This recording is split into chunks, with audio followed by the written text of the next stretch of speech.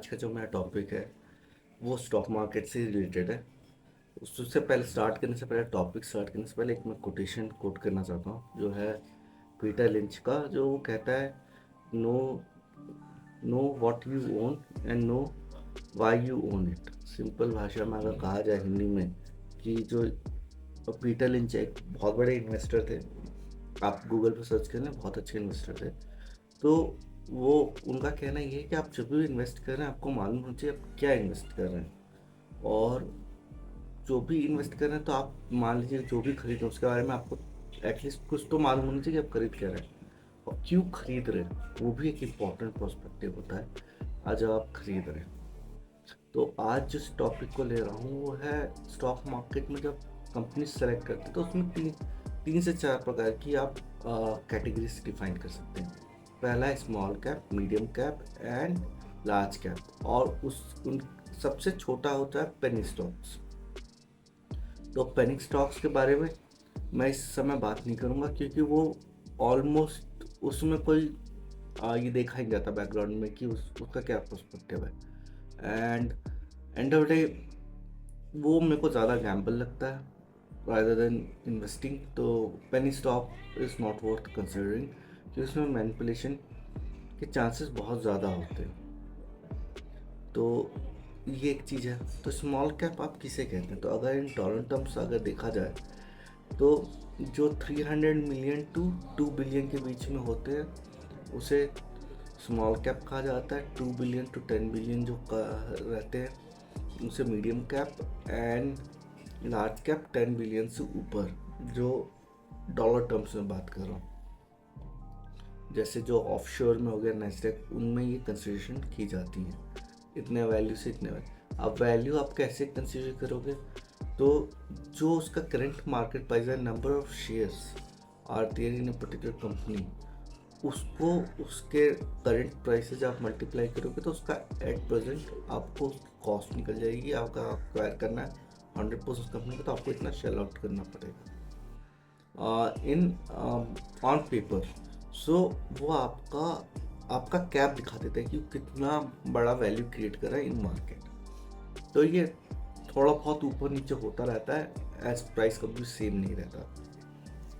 तो सबसे पहले इनके बारे में जान लें कि लार्ज कैप, स्मॉल कैप और आपका जो मिड कैप होता है वो अपने आप में बहुत डिसीजन में होते हैं, क्योंकि जब आप करते हैं तो हर किसी के अपने एडवांटेज एंड डिसएडवांटेज हैं और हर चीज़ अपने आप में एक यूनिक है। तो आपको वो चीज़ सबसे पहले समझनी पड़ेगी। हर स्टॉक के अपने एक ये होते हैं, कैरेक्टरिस्टिक्स होते हैं।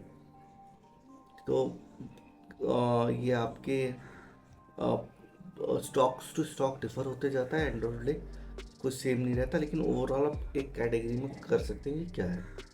तो आपका जो लार्ज कैप होता है वो सबसे पहले उसके कैरेक्टरिस्टिक्स क्या होते हैं, उसमें वॉलेटिलिटी जो आपका उतार चढ़ाव होता है वो बहुत कम होता है उस शेयर में। वो डिविडेंड पे आउट करती है टाइमली मैनर में, उनके रिजल्ट्स के टाइम वो अपने डिविडेंड्स अनाउंस कर देती हैं। और वो कंपनी काफ़ी बड़ी होती है, हैविली और लीडिंग कंपनीज होती हैं, और उसको काफ़ी ज़्यादा कवरेज मिलता है in terms of research paper. मतलब कि आप रिसर्च में अगर ढूंढने जाओगे तो उनको हर आपको कहीं ना कहीं उसके बारे में आपको पढ़ने के लिए मिल जाएगा। वो हैविली कवर्ड होती है एंड कंपनीज कवर अप करती हैं। तो इसका सबसे ज़्यादा एडवांटेज क्या होता है लार्ज कैप में इन्वेस्ट करने का, कि एक तो रिस्क जो होता है आपका कम हो जाता है। ये नहीं कहने का मतलब कि उसका शेयर प्राइस नहीं गिरेंगे, या चढ़ते समय तो हर शेयर चढ़ता है, गिरते समय हर शेयर गिरता है, कोई भी चीज़ कवर अप नहीं होती है। लेकिन उसका रिस्क जो होता है गिरने का, अब कोई 90% गिर गया, कोई 50% गिर गया, कोई 10% गिरा, गिरे तो सभी, लेकिन ये कम गिरते हैं रिलेटिवली दूसरे शेयर्स के मुकाबले। तो इसमें रिस्क जो होता है वो कम होता है स्मॉल कैप और मिड कैप के शेयर से ज़्यादा। तो इसमें रिस्क लो रिस्क होता है, ये कंसिस्टेंट आपको रिटर्न देता है जो भी रेट से वो ग्रो कर रहा है, आइदर वो 10% हो, 15% हो, 8% हो, कंसिस्टेंट रहेगा। पॉइंट्स हियर एंड देयर, लेकिन ओवरऑल जब आप 10 ईयर का ब्रैकेट लोगे तो उसका जो ग्रोथ है वो कंसिस्टेंट ही आपको मिलेगा, कोई ज़्यादा या कम नहीं मिलेगा। Year to year basis returns कम हो सकते हैं, ग्रोथ कम हो सकती है, लेकिन हाँ, या ज़्यादा हो सकती है, लेकिन ओवरऑल आप मैं एवरेज पकड़ने की बात करूँ 10 साल के पीरियड में। और तीसरा, इसमें आपको डिविडेंड्स मिलते हैं, तो डिविडेंड इनकम आपको हो जाती है, वो भी कंसिस्टेंट मिलते हैं। कितने मिलेंगे वो कोई श्योरिटी नहीं होती, हो सकता है आपको 10 रुपये मिल जाए, हो सकता है 5 रुपये मिल जाए, कंसिस्टेंसी रहती है बस आपको कि मिलेगा, कितना मिलेगा ये डिफाइन होता। और कभी कभार ये भी होता है कि अश्योरिटी 100% किसी चीज़ की नहीं होती, माइट भी किसी साल मिल जाए, अगर टाउन टर्म कुछ ज़्यादा ही खराब आ गया, कुछ ज़्यादा ही वेग चलेगी, तो बहुत कुछ कंपनी होती है जिनमें बहुत रेयर केस सिनारियो होता है कि वो नहीं देती हैं, लेकिन होता है, ऐसा भी होता है कि नहीं 100% श्योरिटी नहीं होती, लेकिन हाँ अच्छी कंपनियां मेक श्योर करती हैं कि कुछ ना कुछ डिविडेंड देती हैं। ये कैसे पीरियड में, फॉर एग्जांपल आप कोविड का टाइम ले लें, कोविड के टाइम में भी जो अच्छी कंपनीज थी, फॉर एग्जांपल टीसीएस एक बहुत बड़ी लार्ज स्केल कंपनी है, वो लार्ज कैप में आती है, उतनी डिविडेंड दी है, रेगुलर दी है। ये एक एज एग्जाम्पल है, मैं सजेशन नहीं कर रहा हूँ, एक एग्जाम्पल दे रहा हूँ, वो बहुत स्टेबल कंपनी है। दूसरा, जब आपको बेचना हो तो लिक्विडिटी बहुत इजीली मिल जाती है आपको, मतलब कि आपको 1 2 3 लाख का भी आपको बेचना हो तो आप माल अपना बेच सकते हैं, अपना शेयर्स बेच के निकल सकते हैं, इसमें लिक्विडिटी की कमी नहीं होती, तो आप कभी भी इसको बेच सकते हैं, निकल सकते हैं। अब इसके डाउन साइड क्या है, अगर आप देखें तो ये भी एक देखने का नज़रिया है। तो ग्रोथ आपको जो दूसरे सेक्टर्स, मतलब कि जो दूसरे कैप्स की कंपनी है, मिड कैप और स्मॉल कैप, उससे रिलेटिवली थोड़ा कम ही होगा, ऐसा नहीं कह सकते बहुत ज़्यादा मिल जाए।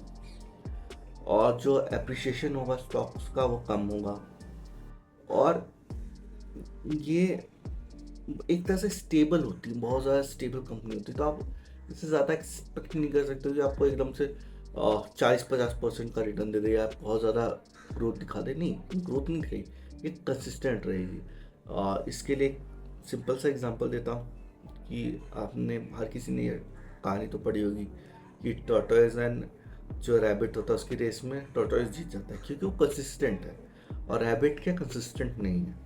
तो ये एक सिंपल सा एग्जांपल से आप समझ सकते हैं कंसिस्टेंसी कितनी इंपॉर्टेंट होती है लॉन्ग टर्म के मायने में। शॉर्ट टर्म में तो अगेन डिफरेंट पर्सपेक्टिव्स आ जाते हैं, मैं हरदम लॉन्ग टर्म की बात कर रहा हूँ पूरे वीडियो। अब मिड कैप क्या होते हैं, मिड कैप जनरली जो लार्ज कैप बनने के प्रोसेस में होते हैं, वो ऑलरेडी वैल्यूएशन में अच्छी होती हैं, अच्छी कर रही होती हैं। अब इसमें जो ग्रोथ है वो रिलेटिवली लार्ज कैप से थोड़ी ज़्यादा होती है। जब मैं ये जितनी भी चीज़ें बात कर रहा हूँ 10 ईयर के टेन्योर पीरियड में बात कर रहा हूँ, ये आपका मैं 1-2 साल के टेन्योर की बात नहीं कर रहा हूँ, जो भी मैं इस पूरे वीडियो में बात करूँगा। और वॉलिडिटी ऑब्वियसली लार्ज कैप से थोड़ी ज़्यादा होगी, और ये माइट भी, कोई श्योरिटी नहीं होती, माइट भी अपने इंडस्ट्री में लीडर्स होंगे। और दूसरी बड़ी बात कि इसी वजह से ये अपने मार्केट में मिड कैप में है, और उसमें वो बहुत ज़्यादा इनोवेशन करने की कोशिश कर रहे हैं। तो जब ये चीज़ें वो कर रहे हैं तब वो अपने मार्केट से मिड कैप से लार्ज कैप में पहुंच सकते हैं। और जो इंस्टीट्यूशनल इन्वेस्टर्स होते हैं वो दोनों ही, तीनों में ही सेक्टर्स में इन्वेस्ट करते हैं। अब इसका एडवांटेज तो आप मैंने बता ही दिया कि इसमें बैलेंस रिस्क होता है, तो रिस्क टू रिटर्न रिवॉर्ड भी बैलेंस्ड होता है। ग्रोथ अपॉर्चुनिटी इसकी ऑब्वियसली थोड़ी ज़्यादा होती है, इसका पोटेंशियल भी ज़्यादा होगा लार्ज कैप से, एंड टारगेट आप मान लीजिए 10 साल के पर्सपेक्टिव से देखते हैं तो टारगेट भी इसका अच्छा खासा मिल जाता है आपको। अब इसकी डाउन साइड क्या होती है, तो लिक्विडिटी बहुत कम होगी, जब शेयर बेचने जाएंगे तो जनरली बिक जाते हैं, मिड कैप्स की कंपनी बिक जाती है, लेकिन हाँ आपको उसमें वॉलिडिटी ज़्यादा मिलेगी। एंड अगेन इकोनॉमिक्स स्टेबिलिटी, मतलब कि इकोनॉमिकल का मतलब क्या है कि कंपनी हार्ड टाइम्स जब आते हैं, बहुत ज़्यादा मार्केट में लिक्विडिटी सेक्शन हो जाता है या लिक्विडिटी इनफ्लो कम होता है, तो लार्ज कैप रिलेटिव बहुत से होते हैं rather than mid cap and small cap. तो ये एक बड़ा डिफरेंस आ गया।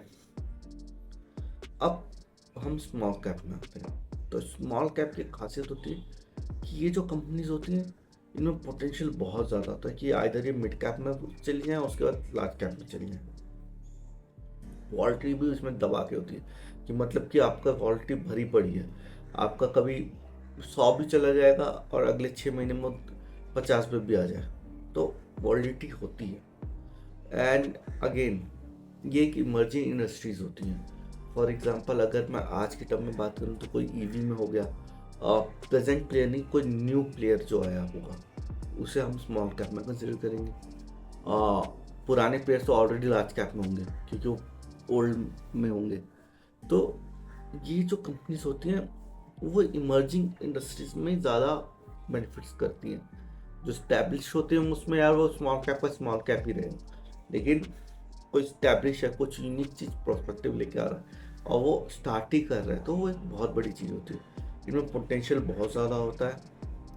ये इनोवेशन के वजह से, अगर एक कंपनी में इनोवेशन है तो ऑब्वियसली ये अपने आप को बहुत ज़्यादा ग्रोथ दिखा सकते हैं। और ये एक छोटे मतलब कि बहुत निश मार्केट में काम करेंगे। निश का मतलब क्या हो गया, ये एक पर्टिकुलर चीज़ ही बनाएंगे। फॉर एग्जांपल आपका अगर वो सॉफ्टवेयर लिख रहे हैं तो एक पर्टिकुलर कोड में ही वो बहुत लाइक आप पाइथन ले लें, तो पाइथन में अगर वो लिख रहे हैं तो वो उसके A to Z काम कर लेंगे, उसके आपके ये बना देंगे, APIs बना देंगे, सब कुछ कर देंगे, लेकिन वो पाइथन में बहुत सारा एफिशिएंट होगी कंपनी। और मैं एक एग्जांपल के रूप में ले रहा हूँ, अगर मान लीजिए वो खाना ही बना रहे हैं या आप कोई पर्टिकुलर मिठाई बना रहे हैं तो उसमें बहुत ज़्यादा एफिशिएंट हो गया, वो मार्जिन में बहुत तगड़े होंगे। फॉर एग्जांपल आपका ग्लू हो गया, तो कोई कंपनी है तो उसने मार्जिन बहुत तगड़े रख रखे हैं। या शू कंपनी आई तो जूते, यार जूते की मतलब मार्जिन बहुत तगड़े रख रहे हैं, इनोवेशन बहुत फंकी चीज़ें लेकर आए, बहुत से इनोवेशन कर रहे हैं, तो उसमें भी हो सकता है। लेकिन इनोवेशन लीड्स कंपनी होती है अगर उन्हें मिड कंपनी में जाना है तो। और अगेन इनमें पोटेंशियल बहुत ज़्यादा होता है। इसका डिसएडवांटेज क्या है, ये तो एडवांटेज बहुत अच्छी चीज़ हो गई, डिसएडवांटेज क्या हो गया कि इसमें रिस्क बहुत होता है। कि मान लीजिए आपकी कंपनी जब मार्केट अच्छा कर रहा है तो ये ऑब्वियसली सारी कंपनी, लेकिन जब डाउन टर्म आएगा और इनके एक भी रिपोर्ट खराब आ गई, मतलब मार्केट में इन्होंने जो इसका क्वार्टरली रिजल्ट खराब आ गया तो इनकी पिटाई भी दब की होती है, मतलब कि शेयर 30-40% तो ऐसे ही गिर जाएंगे आपके। तो वो आपको चीज़ ध्यान रखनी होगी। लेकिन हाँ, जो इसका डिसएडवांटेज है उसका एडवांटेज भी होगी उसी टाइम में। अब ये किसके लिए, तो जो कंजर्वेटिव है, मतलब कि भाई जो बहुत ज़्यादा रिस्क नहीं लेना चाहता और एकदम बहुत सेफली खेलना चाहता है, सिक्योर बनाना चाहता है, तो लार्ज कैप में घुसेगा। जो एवरेज रिस्क के साथ रहेगा कि नहीं यार मेरे को मॉडरेट ही रहना है, ठीक है बनेगा तो लंबे टर्म में देखेंगे, तो मिड कैप में चल जाएगा। और जिसको बहुत ज़्यादा रिस्क लेना है वो स्मॉल कैप में घुसेगा। लेकिन हाँ, अगर तीनों में अगर आप इन्वेस्ट करते हैं तो एक पर्टिकुलर रेशियो में कि लार्ज कैप का ज़्यादा होगा, मिड कैप का उससे कम होगा और स्मॉल कैप का बहुत कम होगा एलोकेशन रेशियो। तो इस हिसाब से अगर मुझे रेशियो बनाना तो 70-20-10 इस रेशियो में रखूँगा कि ज़्यादा ये नहीं हो रही। रिसर्च वर्क बहुत इंपॉर्टेंट है कि आपका रिसर्च वर्क अगर हे वायर हुआ तो आपको दिक्कत हो सकती है। मैंने अपने इसमें ब्लॉग में जो मैंने ये बना रखा है उस पर मैंने इसका पूरा चार्ट दे रखा है कि आप उसमें ईजिली जाके देख सकते हैं कि क्या क्या चीज़ें हैं क्या है। अब इसका कंक्लूजन क्या है, तो अगर मुझे करना हो तो मैंने ऑलरेडी बता दिया कि मैं किस रेशियो में जाऊँगा। 70% large cap, 20% mid cap and 10% small cap. यह एवरेज आउट रिस्क करेगा क्योंकि आपका जो आप जो इसमें पैसा डाल रहे हैं वो सबसे ज़्यादा सेफ रहना इम्पोर्टेंट है। अब मान लीजिए कि आपने 100 रुपये लगाया, तो जब डाउन टर्न आएगा तो ऑब्वियसली कोई किसी का 50% गिर जाएगा, किसी का 60% गिर जाएगा, 10%। तो 90 रुपीज़ बेटर है कि जब डाउन टर्न में कि 40 रुपीज़ बेटर है। दोनों पर्सपेक्टिव रखना होगा। और वही जब हाई ग्रोथ आएगा और मार्केट बहुत ज़्यादा बुलिश हो जाएगा तो आपको 150 रुपये मिलेंगे, 190 रुपये मिलेंगे और 110 रुपये भी मिलेंगे। तो आपको इसमें बैलेंस बना के रखना होगा। क्यों? क्योंकि अगर मान लीजिए आपके 100 रुपये के 90 रुपये हो तो ठीक है, 10 रुपये का लॉस ठीक है, लेकिन एक सीधा 20 रुपये ही हो गया 100 रुपये से, तो वो बहुत बड़ा रिस्क हो गया ना। 80% का गैप हो गया आपका सीधा। और अगर आपका उससे ऊपर गया तो जनरली तो आप उसको कंपनसेट कर रहे हैं कि नहीं भाई, मैं उतना ज़्यादा रिस्क नहीं लेना चाहता और इसमें ये है। तो ऑब्वियसली कुछ क्वेश्चंस तो आपके मन में उठेंगे कि स्मॉल कैप बेटर है कि लार्ज कैप। मैं पहले बता दी कि मैं इस रेशियो में जाता, अगर मुझे जाना होता तो। अगेन अगर आपको जाना है तो अपने एक बार फाइनेंशियल एडवाइजर ज़रूर पूछ लें। लेकिन हाँ, इसका कोई डेफिनेट आंसर नहीं, क्योंकि हर किसी का रिस्क एपेटाइट अलग है, हर किसी के फाइनेंशियल कंडीशंस अलग है। तो किसी के लिए डेफिनेट एक आंसर नहीं है कि भाई आप स्मॉल कैप में जाना चाहोगे कि लार्ज कैप में कि मिड कैप में, क्योंकि आपको अपना रिस्क एपेटाइट अपने से समझना हो। किसी और के कहने से कोई फ़र्क नहीं पड़ता, क्योंकि आपकी रिक्वायरमेंट आप ज़्यादा बेटर समझो। इसका डेफिनेटली कोई आंसर नहीं है, बेटर आंसर नहीं। लेकिन हाँ, लार्ज कैप एक बेटर ऑप्शन हो सकता है, लेकिन अपने आप का रिस्क रिवॉर्ड रेशियो समझे, आप किस में इन्वेस्ट करना चाहते हैं वो समझे। इसका कोई डेफिनेट आंसर नहीं है भाई किस में जाना, जिसके लिए जो वर्कआउट करेंगे। तो आप अपने आप को समझने की कोशिश करें।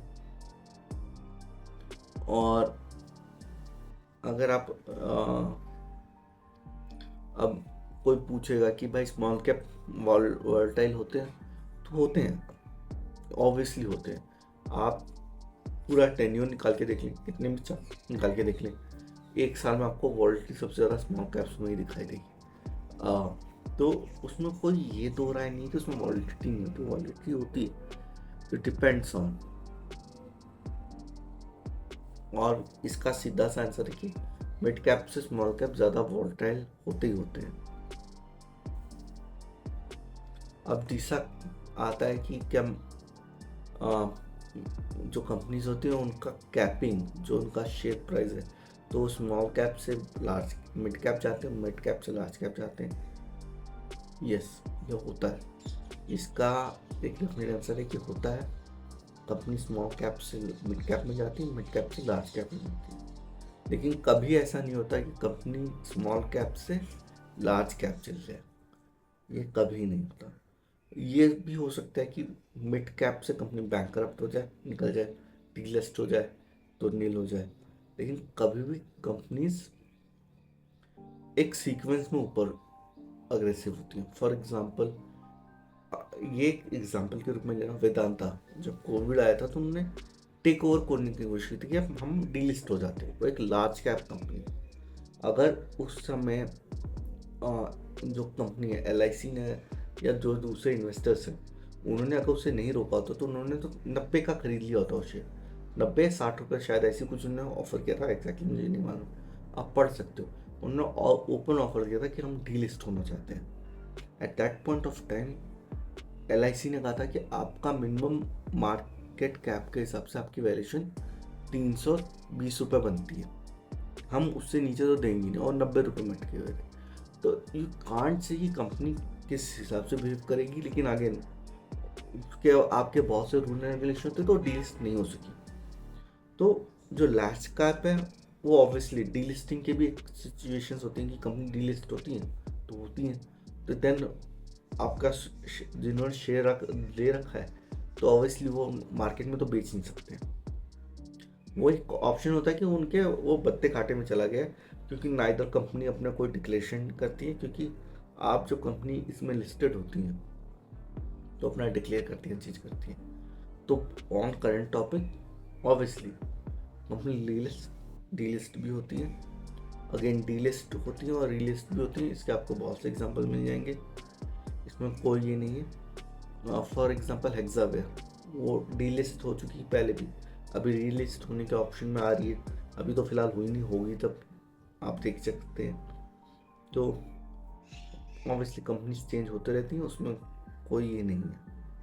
अब ETF, तो ETF के बारे में इतना नॉलेजेबल नहीं है, और लेकिन हाँ ETF भी ट्रैक करते हैं, ETF ट्रैकिंग मशीन भी होती है जिसमें आप इन्वेस्ट करते हैं, लेकिन ETF के बारे में ज़्यादा इतना मैंने पढ़ा नहीं है इसके बारे में। तो और इधर मैं डायरेक्ट स्टॉक में ही रहना पसंद करूँगा। अगेन आप इंटरेस्टेड तो उसके बारे में पढ़ सकते हैं, अगर रिक्वायर्ड होगा तो मैं इस पर बना दूंगा। लेकिन हाँ, वो भी एक ट्रैकिंग होता है। इन्वेस्टिंग स्टाइल अलग अलग तरह की होती है जो मैं प्रीवियस वीडियो में कन्वर्ट कर चुका हूँ। तो ऑब्वियसली इस पूरे वीडियो का अगर कंक्लूजन निकाला जाना हो तो आपको किस में जाना है, ना मुझे जाना होता, मैं अपने लिए बात करूँ तो मैं जो रेशियो में बोला 70-20-10, large cap 70-20%, small mid cap and 10% small cap, ये रेशियो चेंज होता है।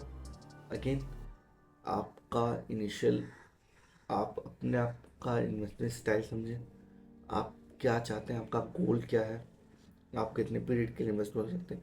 ये सारी चीज़ें, बहुत सी चीज़ें आपका डिफाइन कर जाती हैं कि आप किस सेक्टर के लिए जाना चाहते हैं।